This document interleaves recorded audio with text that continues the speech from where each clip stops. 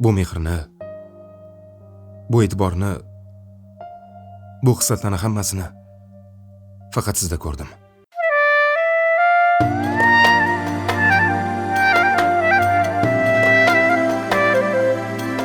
Endi menga kim choy tayyorlab beradi? Menda shu muammo bo'ptimi? Faqat bugun emas. Ertalabga majlis chaqirib qo'yganman. Buguncha ishxonada choy ichib tura qoling. Menga ana o qizni basharasi yoqmay turibdi. Qaysi qizi? Larzaga keldi butun bir dunyo, ichimdan uzildi nimadir go'yo, ko'z yoshlarim bo'ldi bir daryo. Men seni o'zga bir sanamga berdim, qalbimni alamga berdim, dardimni qalamga berdim. Aldaydi yoringda turib ham seni,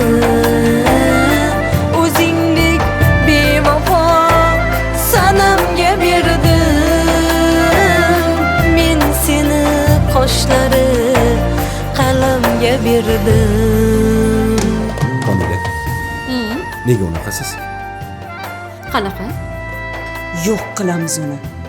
Tushundingizmi? Yo'q qilamiz. O'lib qolishi mumkin. Oyimga ayting, meni ko'rib ketsinlar. Xo'p, Seni ham bu yerga tashlab ketishdimi? Yo'q, biz hozir opam bilan ketamiz. Bu yerga kelgan bolalar boshqa qaytib ketishmaydi. Tushunib bo'lmasgan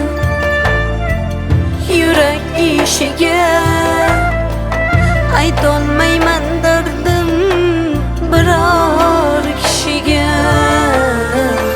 Aylanding dilimni sovuq kishiga.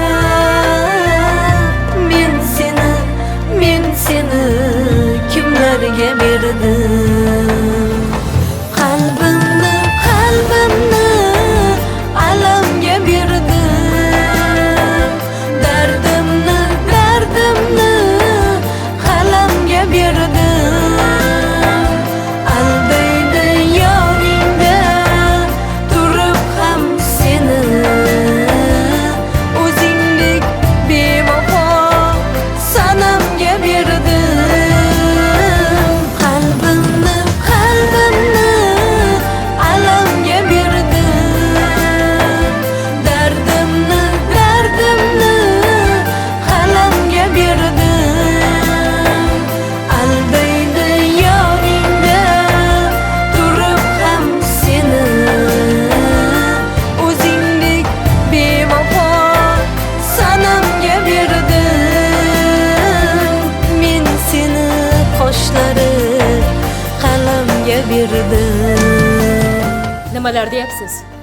Axir men hayot nima, sen o'yinchoq deb o'ylayapsanmi? Jamshid aka aytyapman, boshqa choramiz yo'q axir. Sen eng yaxshi ayol.